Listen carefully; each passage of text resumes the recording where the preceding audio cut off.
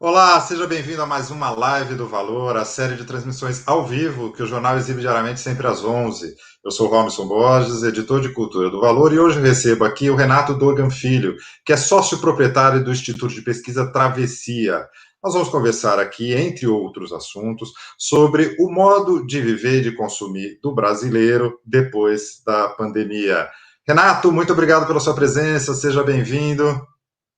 Obrigado, Robson. Bom dia a todos aí, os ouvintes e telespectadores aí do Valor e leitores, né? Obrigado aí pela oportunidade de estar comentando.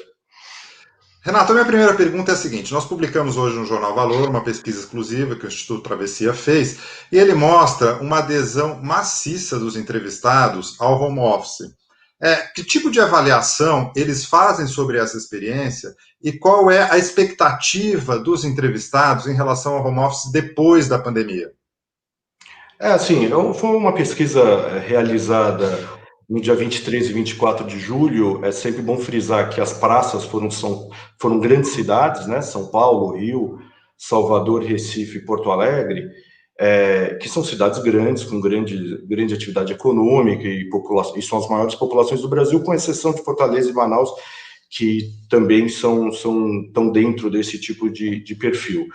A gente realizou por telefone essa pesquisa, 1.010 entrevistas, seguindo a proporção convencional, né, por classes, por idade, por sexo, né, como fosse uma pesquisa eleitoral ou como fosse uma pesquisa de mercado, né, para você tirar uma amplitude do quadro das coisas. E o que a gente percebe é o seguinte: mais da metade, 45% menos, a metade fez home office, né? Que é uma coisa surpreendente, mas nessas grandes cidades, né? Talvez se a amostra fosse nacional, e isso talvez cairia um pouco nas pequenas e médias cidades, mas nas grandes cidades, surpreendentemente, 45% das pessoas fizeram home office, 55% não fez, porque tem muito trabalho que é braçal, tem muito trabalho que é presencial, principalmente na indústria, em parte dos serviços, né? Mas é impressionante os números de home office, né? E a maioria que fez está muito concentrada de 5 a 10 salários e em mais de 10 salários, né? Apenas 33% é até 2 salários mínimos que fez home office, né? E isso quer dizer duas coisas: não é só que 33% não fez home office, que também teve desemprego aí no meio, teve dispensas, teve empresas que falaram: olha, fica em casa até eu chamar e voltar ao movimento. Tem gente desempregada, tem gente que é autônoma e que não come, por exemplo, uma cabeleireira, ou sei lá, ou uma boleira, entendeu? E ficou em casa ali e ficou meio sem atividade. Então, assim, 63% dessas pessoas que aderiram ao home office, elas estão ali no acima de 10 salários mínimos. Quer dizer, 63% de quem recebe acima de 10 salários mínimos fez home office. Isso mostra que é uma mudança de hábito, né? Que atinge todas as áreas: o consumo, o transporte, a vida, o dia a dia, tudo. Ela afeta tudo, né? Ela requer uma série de coisas, né? Eu queria perguntar duas coisas. Uma das questões que é imposta com relação se o home office deve prosperar depois de haver uma vacina, depois que acabar a pandemia, é com relação à produtividade das pessoas em casa, né? Qual a avaliação que os próprios entrevistados que fizeram home office, têm da sua produtividade? Ela aumentou, diminuiu? Como tem sido essa perspectiva?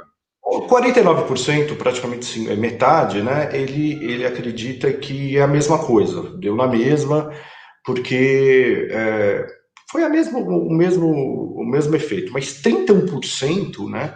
Um terço acha que melhorou. E isso daí é notado, né? Porque tem principalmente, eu acho que são principalmente dois aspectos. Um é o do transporte. Nessas grandes cidades demora-se muito para se chegar no trabalho, então o ônibus, o metrô e o carro, que são os principais meios de transporte, eles são lentos. Tem gente que demora 1 hora, 1 hora e meia, 2 horas para chegar no trabalho. E para voltar para casa depois, a gente que sai do trabalho às 6, 7 horas, chega às 9 horas da noite, 9h30, exausto, e ainda tem que cuidar da casa, ainda tem que dar uma atenção para os filhos, né? Descansar, né? Porque senão já é o outro dia e tem. Então, quando você está de home office, você já não tem esse problema do transporte, você já acorda ali em casa, no horário, pode acordar um pouco até mais tarde, toma seu café, tem sua vida com a família, troca uma palavra aqui, outra ali. Outra coisa é a questão familiar, né? Você tem, principalmente nas famílias que têm filhos, né? Você fica próximo à sua família, próximo aos seus filhos, você está ali em casa o tempo todo, pode dar uma atenção ou outra, mesmo o trabalho te tomando grande parte do tempo, né? Então, assim, 31% aumentou a produtividade, né? Você é um profissional mais descansado, é um profissional mais seguro, que está mais tranquilo. E tem uma parte ali, uma minoria que acha que piorou, né? Aí você tem que analisar as condições de trabalho, né? Porque, principalmente os que acham que melhorou a produtividade, mais uma vez, são dos 5 a 10 salários e dos acima de 10 salários.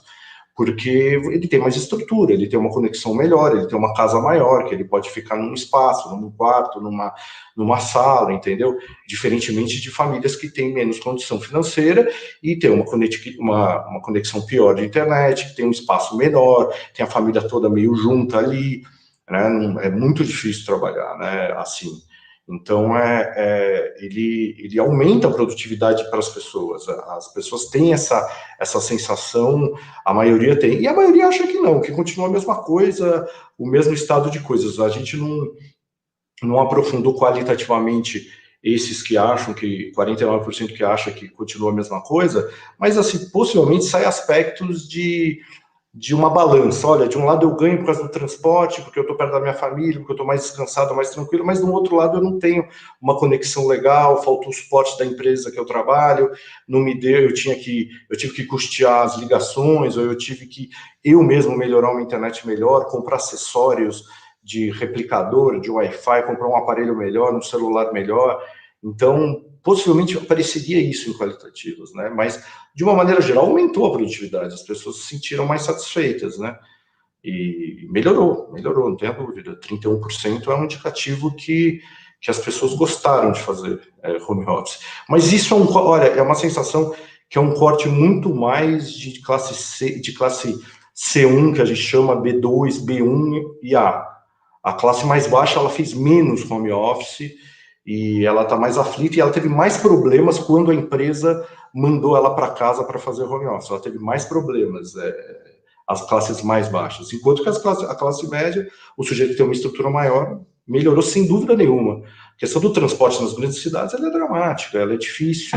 O sujeito tem que sair muito mais cedo de casa, ele tem que acordar cedo para pegar o ônibus lotado, o metrô lotado, ou o carro com as principais vias paradas, né? Dificilmente as pessoas trabalham perto de casa, né? Que é uma grande discussão dos urbanistas, né? Que se valem do que acontece na Europa e no primeiro mundo, que o sujeito trabalha ali perto, dá para ele andar um ponto de ônibus ou 2 pontos de metrô, ou a pé, ou bicicleta, né? E muda um pouco, né? Ela muda Renato, muito o perfil, né? Do transporte. vocês qualificam o home office que se implantado, ele é um puxador de tendências, né? Que tipo de tendências que, uma vez haja uma mudança importante de empresas que trabalham localmente, nos seus prédios, enfim, corporativos, e que passem a adotar home office, que tipo de tendência que você acha que o home office pode puxar e que, pela sua pesquisa, haveria uma adesão das pessoas, dos entrevistados, né? Eu acho que tem várias. Primeiro, essa do transporte ela é muito importante. Eu mudaria o movimento. Assim, a gente viu que se o sujeito fosse trabalhar home office para sempre, sei lá, continuasse trabalhando home office, ele usaria menos ônibus 30%, menos metrô 26% e menos carro 24%. Isso é uma mudança na mobilidade urbana das grandes cidades. A gente está falando de São Paulo, Rio, Recife, Salvador, Porto Alegre, que tem trânsitos complicados, que tem metrô, no caso de São Paulo, lotado, que tem linhas de ônibus abarrotadas, terminais lotados, né? Que além disso, isso é um dos principais problemas, segundo alguns infectologistas, da propagação do corona, né, hoje. Então, você diminuiria drasticamente o movimento de trânsito e desafogaria o transporte público. Isso mudaria no primeiro momento. O transporte mudaria muito. A questão do consumo mudaria. Por exemplo, você não come mais fora, você cozinharia mais, ou você pediria a sua comida por delivery, os restaurantes diminuiriam a frequência, enquanto as entregas aumentariam, possivelmente. Teria que ter uma reformulação nesse setor de entrega.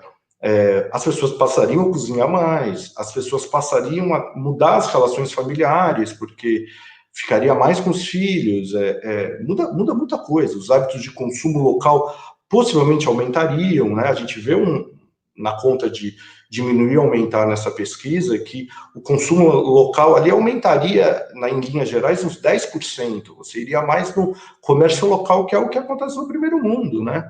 Que é a grande dificuldade do comércio hoje nas regiões mais periféricas da cidade, nas regiões com densidade populacional maior, que é a questão do comércio, né? O poder local é uma visão moderna de urbanismo, né? E de desenvolvimento das cidades. Então, acho que mudaria muito. Os hábitos de consumo mudariam, eu acho que muito na questão alimentar, muito na questão eletrodomésticos, você passaria mais tempo em casa, acessórios de computador, você vai gastar mais num replicador, você vai querer ir atrás de um computador melhor, entendeu? Chacoalharia esses setores, né? Aumentaria o consumo desses setores, mudaria muito. O home office ele puxa várias tendências, é uma volta ali a uma vida de umas 4 décadas atrás, né? Aquele negócio de você almoçar na casa da sua avó e depois volta para casa, seu pai está ali, você mesmo trabalhando, sabe, uma coisa mais local, mais próxima, mudaria muita coisa. É uma europização da vida, só que a gente tem que lembrar sempre que isso vai atingir principalmente as classes mais altas, principalmente a classe média e a classe média alta. Ainda acho isso. Renato, uma das questões que eu acho que teve bastante impacto na pandemia é a questão da educação à distância, né? Seja no ensino formal, seja na qualificação continuada dos profissionais, né? Pela pesquisa, houve aqui uma adesão grande a essa qualificação dos profissionais no ensino à distância, né?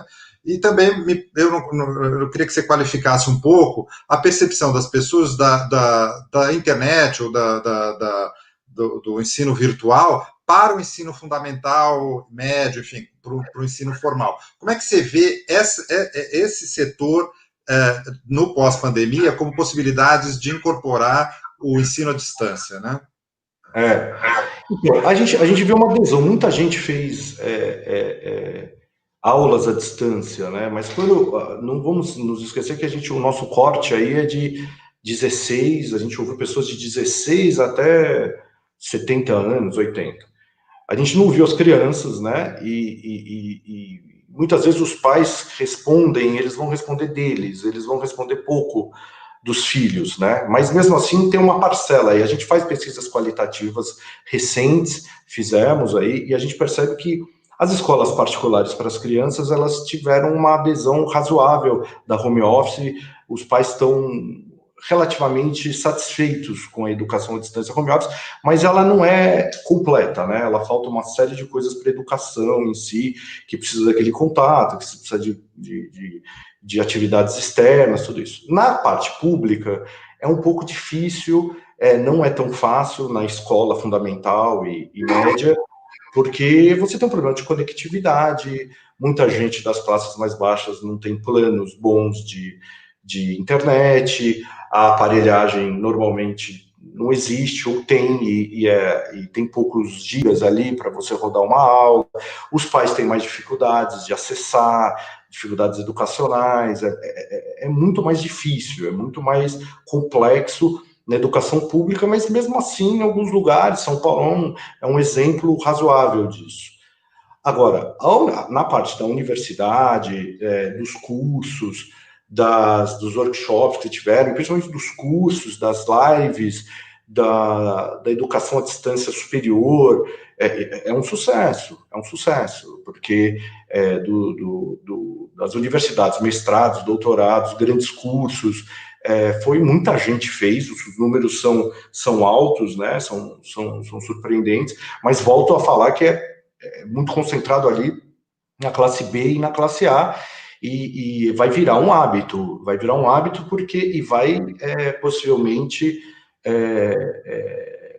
facilitar muito, né? Pessoas que querem fazer, vamos supor, uma universidade à distância, que tem a sua sede do outro lado do país, ou fazer cursos. Muita gente fez cursos, muita gente fez, assistiu palestras, aumentou demais, entendeu? Até pelo tempo, né? Porque você está ali trabalhando em casa, você não quer dizer que você trabalha 8 horas seguidas, né? Isso foi muito bom. Agora, na educação fundamental para as crianças, existe uma diferença muito grande nas escolas particulares, porque, primeiro, que essas escolas se organizaram mais para essas aulas, tinham mais continuidade na atividade. Segundo, que os pais e que a estrutura dessas crianças é maior, ela tem lá um espaço, ela tem uma boa conectividade de internet, ela tem um bom aparelho para fazer a aula, ela tem normalmente o pai ali fiscalizando, enquanto que nas regiões mais pobres é mais difícil. Você tem um problema no Brasil de Wi-Fi gratuito, não existe praticamente, e os planos são difíceis, né? São caros para essas pessoas. Tanto é que a gente estava cruzando e a gente viu, e está percebendo isso em qualitativas, que a audiência da televisão aberta, ela aumentou muito, porque as pessoas estão deixando de pagar alguns planos de internet, isso nas classes mais baixas, né? Então é muito mais difícil na parte baixa, mas ela foi um sucesso para pessoas que, assim, cursos de culinária, cursos de história, cursos de religiosos, de questões esotéricas, de saúde, isso foi um sucesso.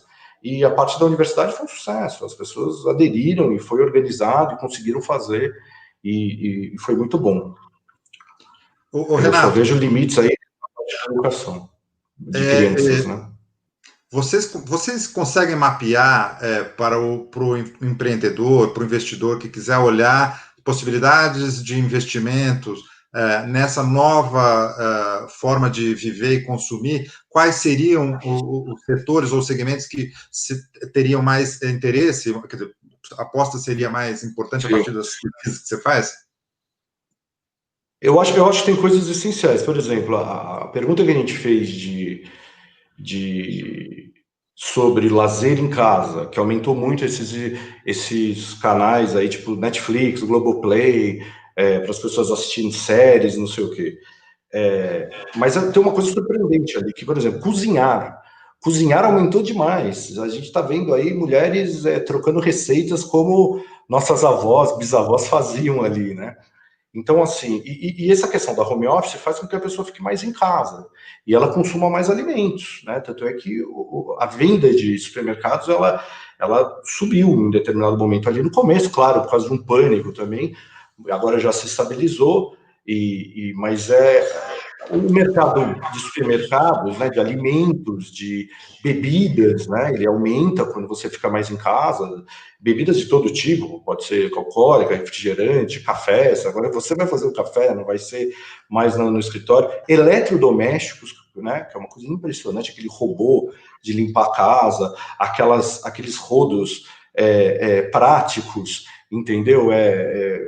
Acessórios de internet, tipo replicadores, laptops, celulares bons, liquidificador, essa gama de eletrodomésticos para facilitar a vida do cara, né? Porque, ao mesmo tempo também, mais da metade do brasileiro não tem empregados em casa, domésticos, e uma grande parte, tá aí uma das questões, uma grande parte vai abrir mão. Se você contar a resposta entre o não vou ter mais e possivelmente vou diminuir, dá 15%. Isso quer dizer que possivelmente nessas grandes cidades vai diminuir 10 a 15% os empregos ou das diaristas, das empregadas domésticas, da cozinheira ali, da mulher que vai passar roupa.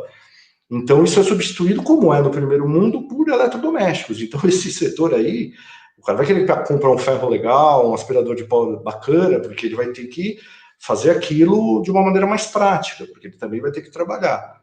Brinquedos para as crianças, você vai ficar mais tempo em casa, o pai não vai ficar brincando lá o tempo todo, né? Não tem possivelmente vai ter que comprar mais brinquedo, games, entendeu? Para as crianças se divertirem. Esses aplicativos estilo Netflix, Globoplay, Amazon, esses de série, vai aumentar o consumo, é visível. Os acessórios de internet, que eu já falei, e a questão das farmácias, que é uma coisa impressionante, né? Que ela continua, né? Um mercado que não vai diminuir, que parece que ele só aumenta, porque na medida que a medicina vai avançando, vai se descobrindo mais coisas, e é isso. E os aplicativos de veículo, né? Porque o que nos impressiona é que o sujeito que vai deixar de andar de metrô, ônibus e carro, aquele discurso da coletivização do transporte, ele é cada vez, na verdade, ele não é tão real. As pessoas querem a individualização. Os aplicativos mudam essa concepção de coletivização. Então, às vezes, vale muito mais a pena você pegar um Uber lá, um Cabify, um 99, o que for, que pagar um pouquinho mais do que o transporte público, do que você tentar andar no transporte público. Então, eles vão aumentar. As pessoas que vão deixar de ter o carro, que vão deixar de ter que pegar o ônibus ou o metrô para ir trabalhar, mas se tiver que fazer alguma coisa externa, ela vai pegar mais esses aplicativos, né? Cada vez mais. E que baratearam também o táxi, que era uma coisa muito cara para a maioria da população, e esses táxis hoje estão nesses aplicativos e estão mais baratos em virtude disso, né? Você tem momentos ali do dia que eles são mais baratos. Visivelmente, eu sinto que isso é um mercado que vai aumentar. Agora, tem alguns que vão diminuir, né? Visível na pesquisa a questão de lugares que têm aglomerações, shopping center, porque o problema é que tem uma questão econômica no Brasil, né, que a gente sente, não é uma questão só de medos no pós-pandemia, mesmo depois da vacina, as pessoas vão empobrecer, existe um empobrecimento, né, nacional aí, então a questão do shopping, dos comerciais, do comércio em lugares muito movimentados, eles vão talvez diminuir, porque eu acho que o comércio local vai aumentar ali uns 10, 15%, a pesquisa mostra isso entre linhas, os restaurantes possivelmente vão cair, bares, porque o sujeito tem um negócio da cozinha, tem um negócio de delivery, possivelmente cai um pouco, e eventos grandes, tipo grandes shows, eu tenho uma sensação que vai diminuir um pouco aí, não sei em quanto tempo que isso pode ser, se isso pode retomar, não estou falando, a gente está partindo de um princípio no pós-pandemia, no pessoal vacinado, né? Então, as pessoas já estão predispostas a diminuir esse tipo de consumo, né? O que me impressiona é assim, os eventos, os shows, eles possivelmente diminuem, mas os eventos esportivos não. É a questão do futebol, entendeu? Impressionante que ele vai seguir mais ou menos aquele público que é um público fiel, cativo ali, né? São as grandes cidades que têm os times, né? Flamengo, São Paulo, Corinthians, Atlético, Grêmio, Inter, é onde a gente fez a pesquisa, Bahia, Sport, é isso. Renato, eu queria fazer a ponte aqui, você falou do empobrecimento da população em virtude da pandemia, que tipo de impacto você vê a pandemia em si, não após a pandemia, mas esses efeitos da pandemia para a questão política, né? Vocês têm acompanhado sistematicamente, tanto com pesquisas qualitativas quanto quantitativas, o próprio Valor publicou uma série de levantamentos que vocês fizeram sobre a questão política, como isso vai causar algum tipo de impacto na política, né? Quer dizer, na avaliação do governo federal, na avaliação dos governos estaduais e nas instâncias municipais.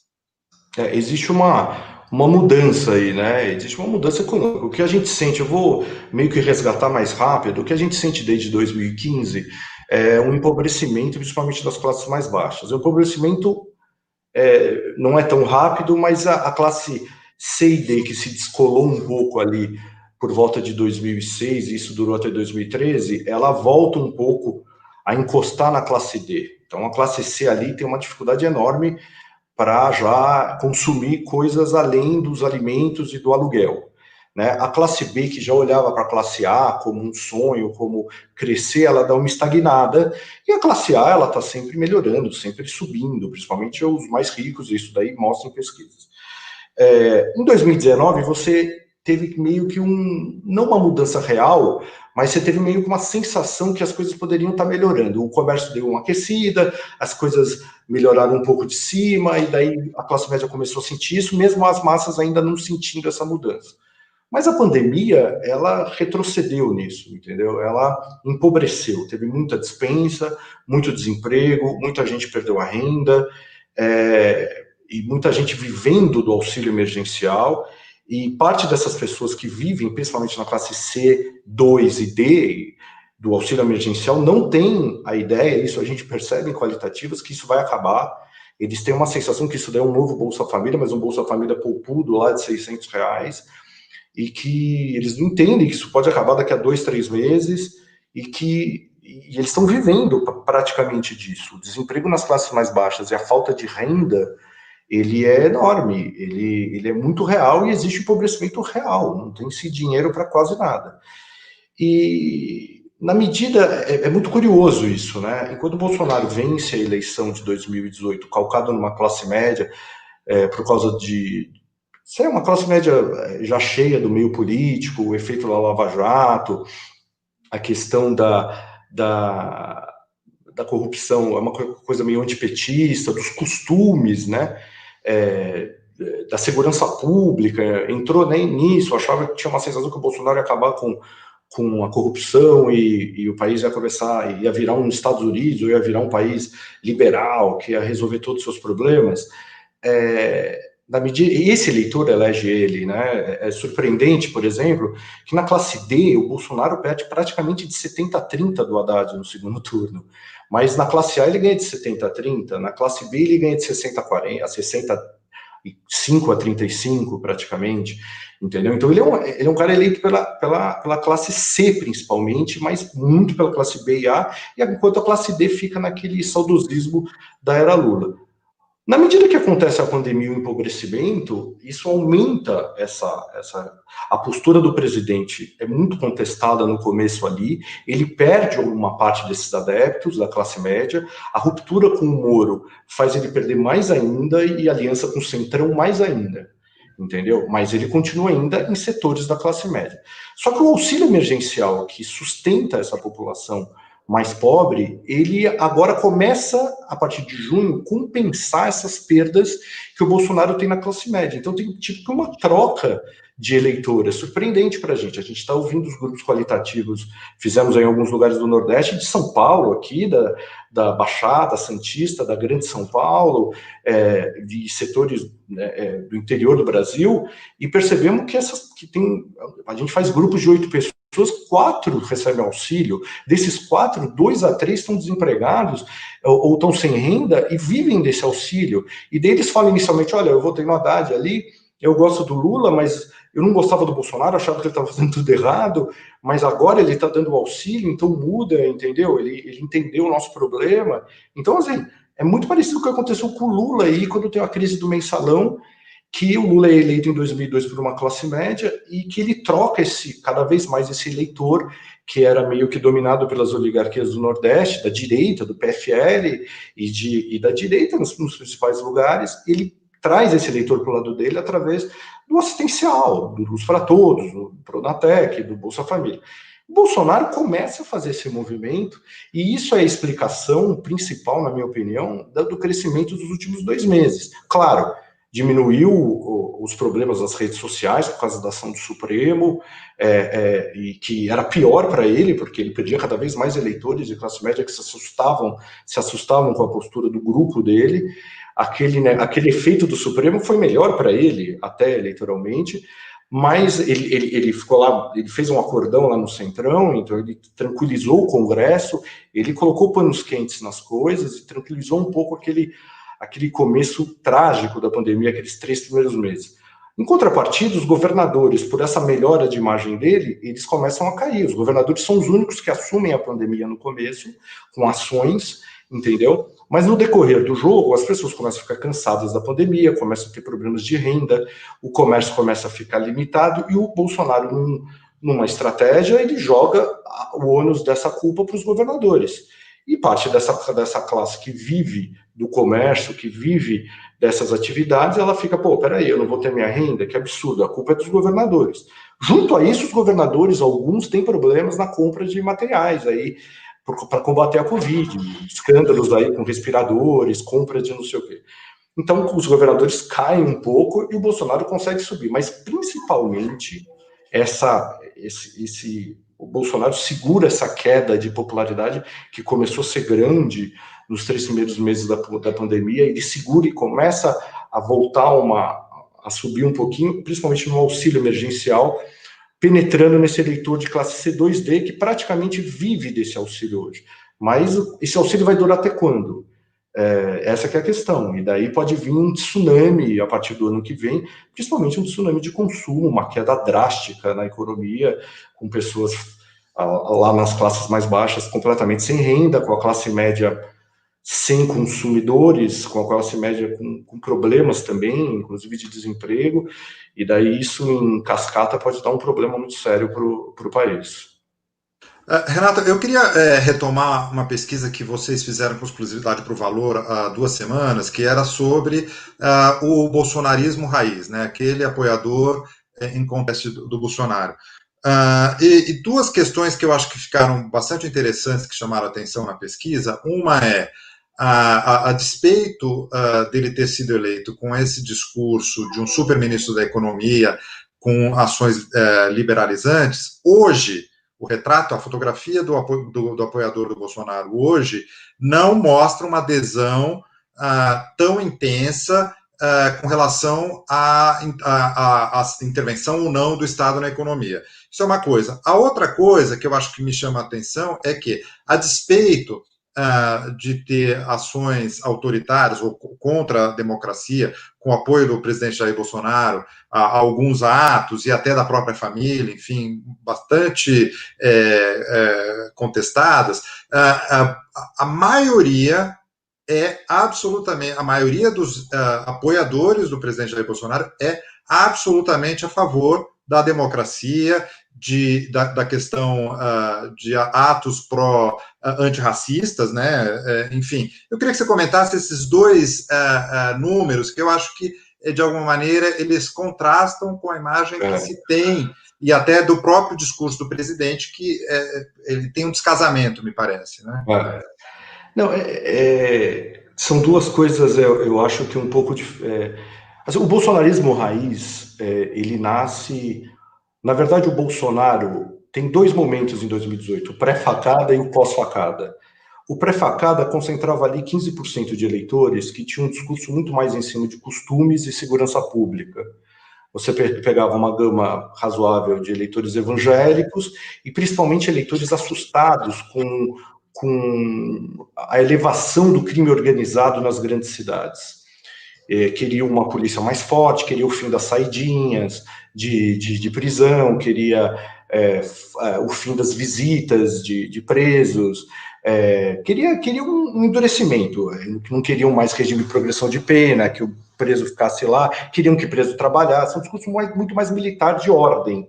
Esse é o eleitor inicial do Bolsonaro, é o núcleo duro, o bolsonarismo raiz, em cima de costumes, contra as mudanças de costumes do mundo, a questão do LGBT, a questão das mudanças de hábitos, da relação pais e filhos, de tudo isso. É meio que um tradicionalismo conservador ali, que margeava entre uma visão meio Opus Dei, mas também uma visão pentecostalista, não uma visão weberiana, protestante americana. Era basicamente isso o eleitor raiz. Acontece que a facada, ela faz com que o Bolsonaro tenha um elemento emocional e suba um pouco nas pesquisas e se descola daquele pelotão que era Alckmin, Amoedo, Álvaro Dias, Marina, Ciro, o Henrique Meirelles, que corria tudo meio embolado ali, meio junto. Bolsonaro, sempre correu um pouquinho à frente, mas embolado. Só que quando o PT define o candidato, o Lula define ali que o candidato do Lula é o Haddad começa a subir, porque o Lula tem uma força absurda nas classes mais baixas e uma força no Nordeste, principalmente nas periferias das grandes cidades. Decide-se o Haddad começa a subir de 4 para 8, de 8 para 14, de 14 para 18, e daí a classe média falando, não é possível, eles vão ganhar outra eleição, quem é que está na frente? O elemento facada faz com que o Bolsonaro crie um descolamento de 4, 5%, um descolamento emocional. É cognitivo isso, é normal. É como quando caiu o avião do Eduardo Campos, que a Marina assume lá e dispara para frente. Só que depois o eleitor começa a ponderar, a olhar para os outros lados e ela começou a cair outra vez.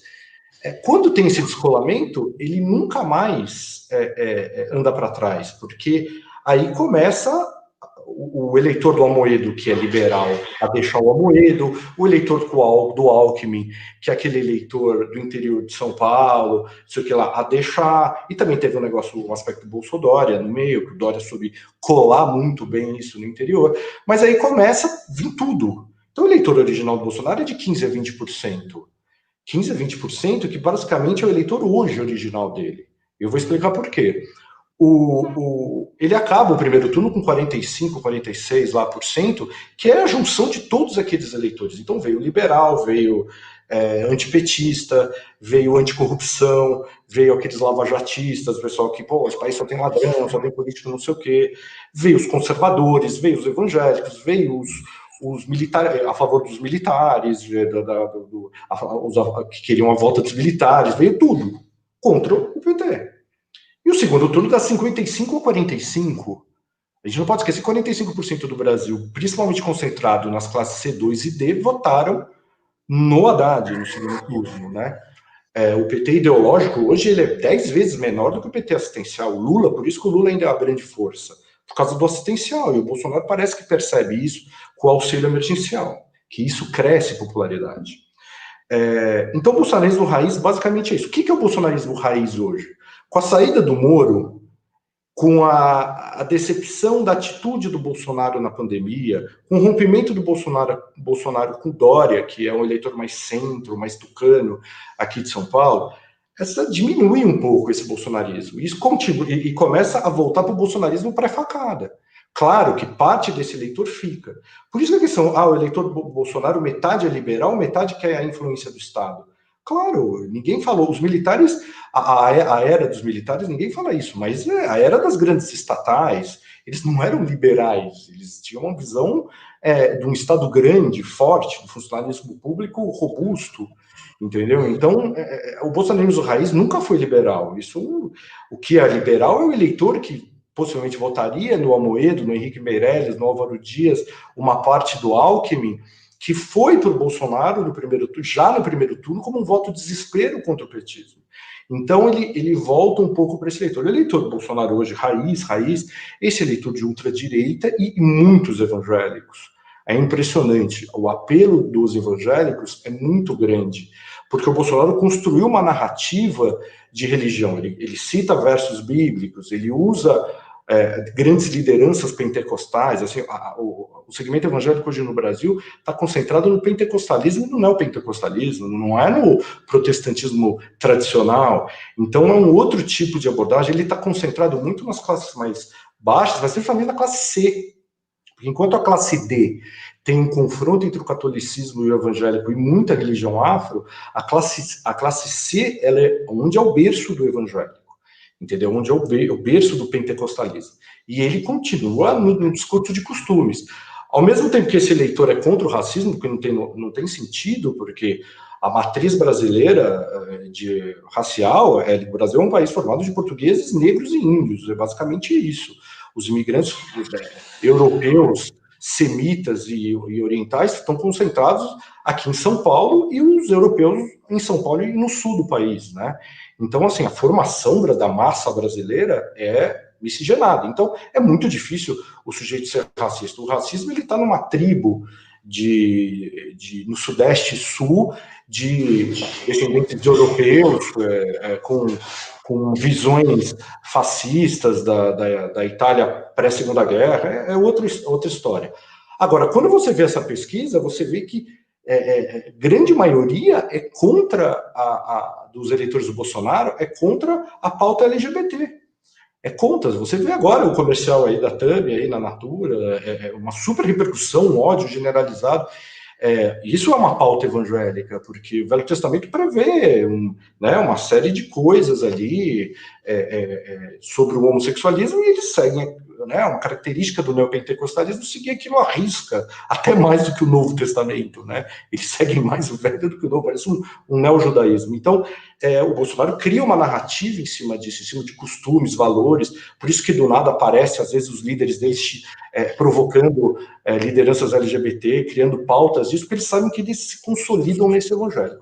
E hoje eles estão cada vez mais nesses evangélicos, estão nesses comerciantes que perderam um espaço econômico nos últimos anos, mas principalmente agora na pandemia, que muitos quebraram. Então ele fez o discurso, chorou junto com eles e jogou o ônus para o governador. Ele está muito concentrado ali e está na herança de uma direita que é saudosa dos militares, que acham que fechando o Congresso se resolve tudo, prendendo o Supremo, uma visão mais simplista. Democracia, Robson, para o brasileiro, é basicamente ter o poder de votar, de tirar o cara e de votar, entendeu? De na próxima eleição poder reeleger ou pode não reeleger.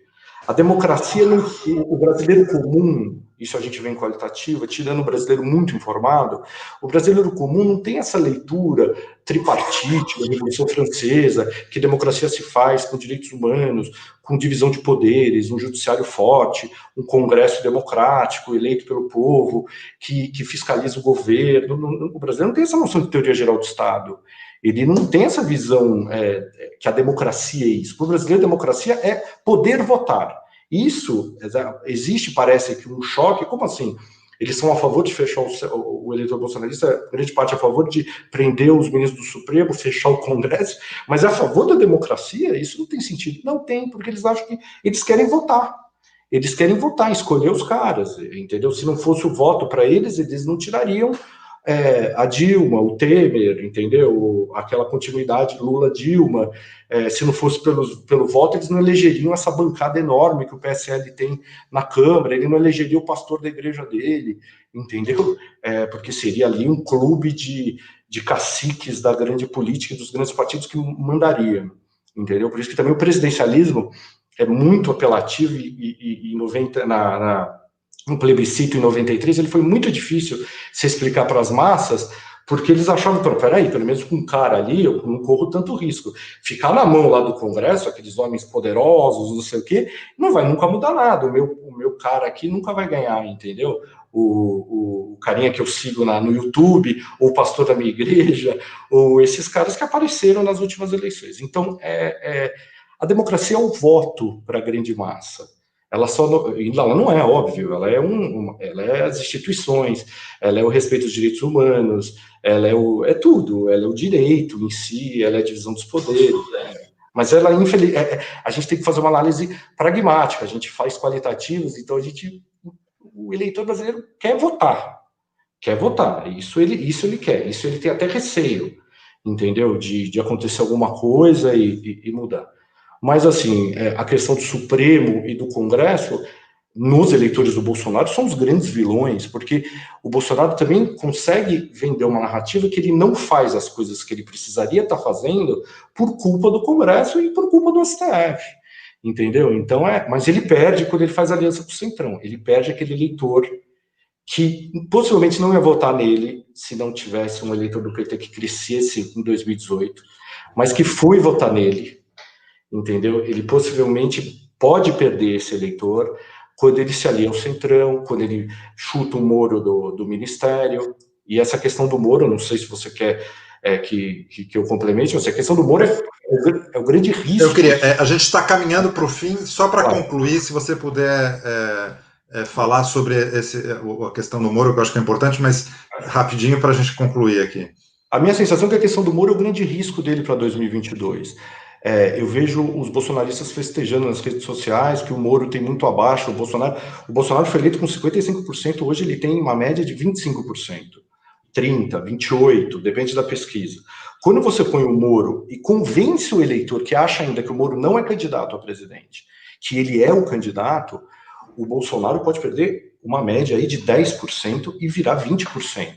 Com um candidato de esquerda forte, isso vira uma eleição muito embolada, muito complicada. O Moro, de um lado, e o Luciano Huck, por incrível que pareça, de outro, que é um dos poucos políticos que consegue convencer o eleitor lulista, o eleitor mais pobre, que ele pode fazer alguma coisa pelas pessoas mais carentes, eles são o grande risco para o Bolsonaro ou para o PT na próxima eleição. É basicamente isso. O Moro ainda é o grande problema do Bolsonaro. O Moro parece que você tira um braço do Bolsonaro, que é da combate à corrupção. Se daí o Bolsonaro começa a ficar reduzido ao eleitor pré-facada, e esse eleitor gospel que ele cada vez mais fideliza numa força e numa narrativa. Por isso que ele põe bandeiras de Israel, porque o neopentecostalismo é um judaísmo ortodoxo, na verdade. Ele tem muito pouco do cristianismo, e aí ele penetra muito menos nesse catolicismo, né? Ou nessas igrejas protestantes menos pentecostais, essas mais tradicionais. É uma narrativa, não é uma narrativa bobinha ou maluca, os caras põem bandeiras nas redes sociais, isso tem tudo uma fidelização de eleitores aí. O evangélico hoje é o grande eleitor dele, e o cara que quer um governo mais rígido, mais forte, com uma ação policial intensa e um controle de instituições, um cara que era o eleitor ali do Maluf nos anos 80, o cara que o PSDB só emprestou esse eleitor durante 20 anos, enquanto esse PDS, esse PFL foi desconstruído ali na reabertura, e daí esse eleitor foi indo, votando no Alckmin, no Serra, votando no Fernando Henrique, mas sempre com o pé atrás, sempre esperando chegar de volta um eleitor à extrema-direita. Então ele é composto nesses dois grupos aí. Renato, olha, muito obrigado pela entrevista, esclareceu um monte de questões, e a gente teve aqui uma participação importante dos seguidores, com depoimentos sobre a educação, sobre a sua própria experiência com relação ao home office, enfim, uma série de ponderações. Eu queria agradecer a todos eles que nos perguntaram, nos indagaram, que compartilharam. Infelizmente, a gente não vai ter tempo aqui, mas eu agradeço e também agradeço aos que nos assistem aqui sistematicamente, hoje em particular. Convido a todos a assistirem as lives do Valor todos os dias, de segunda a sexta, às 11 horas. Na segunda-feira, nós vamos ter a participação do Joaquim Falcão. E, Renato, muito obrigado. Eu conversei hoje com o Renato Dorgan Filho, que é sócio proprietário do Instituto de Pesquisa Travessia, e nós falamos aqui, entre outros assuntos, sobre o modo de viver e consumir do brasileiro pós-pandemia e o impacto da pandemia também no campo político. Renato, muito obrigado. Obrigado, Robson, obrigado a vocês. Uma matéria excelente do Carlos Hidleves, que você, Robinson, o Valor Econômico é o grande, na minha opinião, uma das grandes fontes de informação do Brasil hoje, uma fonte séria, profunda as matérias, e é uma honra muito grande estar aqui falando com os leitores do Valor Econômico e todos os telespectadores. Muito obrigado, viu? Bom, com as suas palavras, então, terminamos aqui essa live, e bom fim de semana a todos.